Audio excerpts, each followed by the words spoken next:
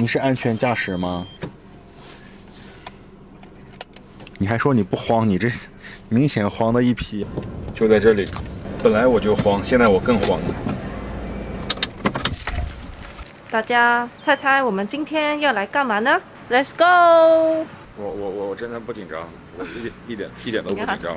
我都说话都结巴了。你，我。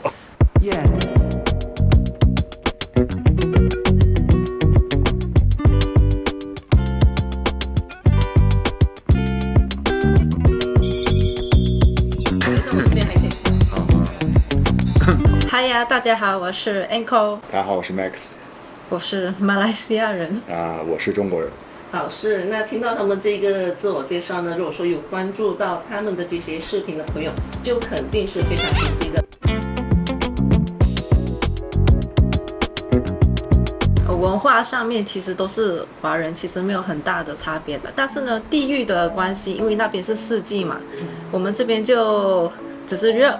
那我到那边的话呢，肯定是不习惯的。一开始我到的话是冷天、秋冬天，我的皮肤都是干到痒。当然，这个也是需要时间去适应的啦。比较大的挑战就是在这个新的环境，就是因为他们一开始我听不懂他们说话，就是他们说话的口音是很重的，然后就讲中文啊，就是连起来那种。所以那时候我很怕跟别人沟通。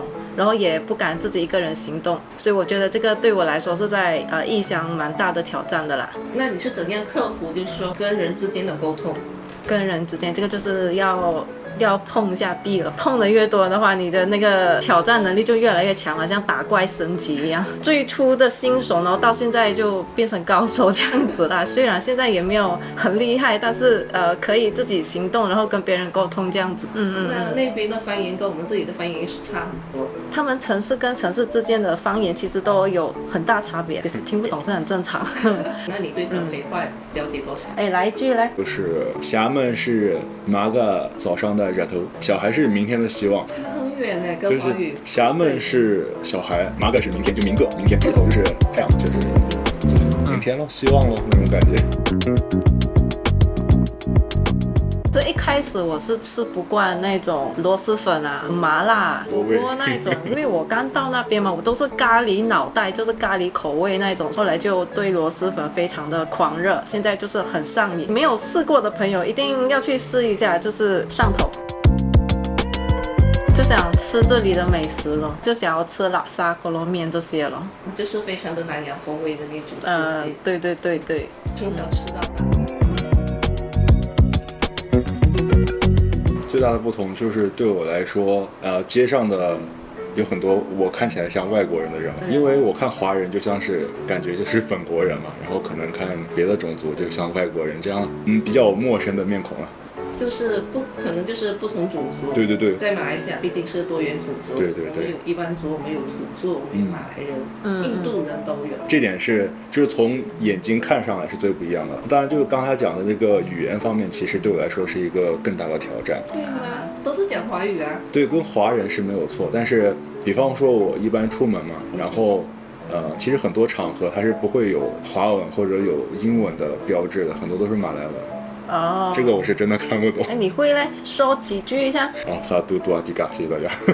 德里马卡塞。点饮料什么点？咖啡冰高松。狗币高松。咖啡是什么？不好意思，紧张。平常来说，这是我最熟的那一句了。就是文化方面的话，应该是会有很大的差别。没有很大差别，就是可能说我第一次来的时候，一开始我没有想到说。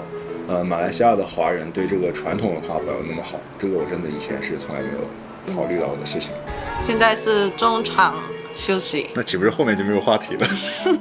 我说这套设备要不少钱呢？对，看着就很贵。还要换新的了，其实就是把这套器材换掉，意思说我们要重新再学过。其实你是不想换，我以为你想要换。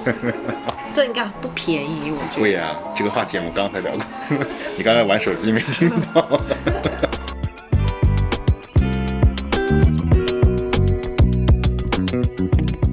我去中国的时候嘞才开始的，因为一开始我到新环境，其实我是先辞掉工作了才去那边嘛，想说边找工作，然后手上也是要整点事情嘛。然后我看到大家在其他异乡的地方都在拍视频，我就想说，既然我在新的环境了，那我就想要记录一些新的事情啊，所以我就开始研究怎么剪视频啊，拍视频。就因为 Max 他之前是帮我拍照啦，现在虽然是很少帮我拍照了啦，对不起。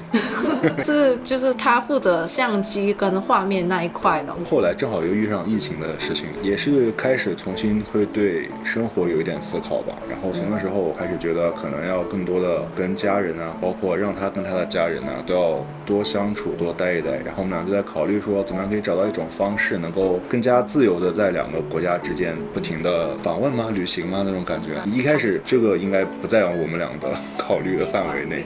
对还是蛮有成就感的。会觉得说自己剪出来的作品啊，如果有人喜欢的话，也是很有成就感的一件事情，挺开心的。对。然后就看大家也蛮喜欢我们分享的东西，感觉好像认识了比自己在生活中能够交到的要多的朋友这样。对，我感觉就接触了这个拍视频了之后，就是有一些活动啊，他也会找我们嘛。就比如说在中国，我有参加一个去苏州的活动，然后在这期间呢，也认识了一些新的朋友，这样子的。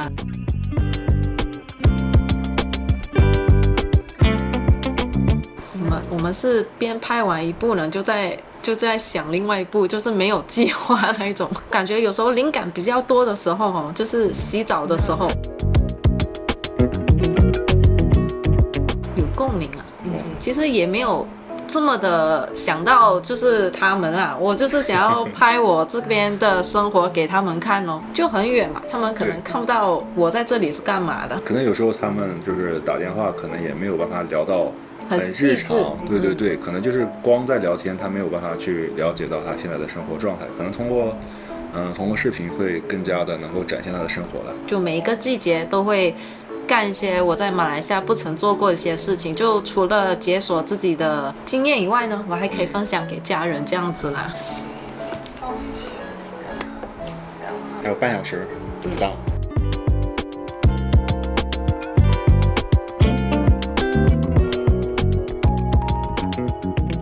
刚刚我们就谈到说，他们是怎样从零开始一路坚持到现在。比较大的那个挑战就是最开始的时候，因为没有人知道我们，没有人会给你正向的反馈，因为你也不知道自己拍的好还是不好，对，不懂别人喜欢还是不喜欢。那个时候就是从精神到身体都觉得很难坚持，就慢慢看到有进步了，有成长，然后喜欢的人也越来越多啦，这样子肯定是得到就是网友们的支持啊，才会坚持的下去的。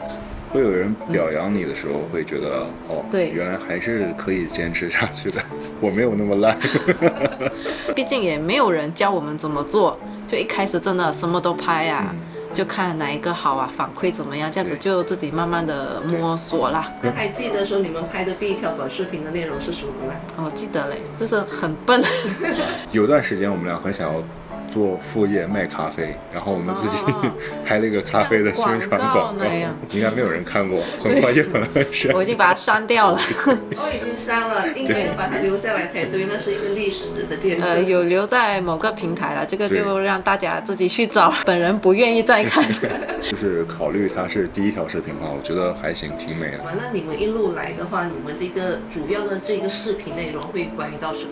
现在比较多是生活，然后有时候去哪里玩也会拍，主要是围绕我们两个还有周围的人，还有跟他们接触的时候发生的一些碰撞跟小事情。对，就是因为其实大家的生活都很普通嘛，我们都是普通人，但是我觉得就是普通生活中也是有一些会让人觉得很美好啊，或者说是心情好的一些东西可以展现出来。我觉得这是我们俩的理想，但是很难做到，就是很难控制到，跟当时候发生的是不一样的，所以以前我会计划，但是发现就是到了那边好像就不受控制嘛，所以它发生什么我就拍什么。我觉得这也是拍视频的其中一个乐趣啦，就是你边拍，然后你也不知道会发生什么事，等你剪完片之后才发现，原来这个故事是往这样子的结局发展。也算是生活带来的惊喜。对对对，一定会计划，但是一定会有变化。我们有尽量的就多去看看，因为觉得多给自己一点经历也好，多去见证不同的城市。对，希望以后可以跑得更多地方。对对对对。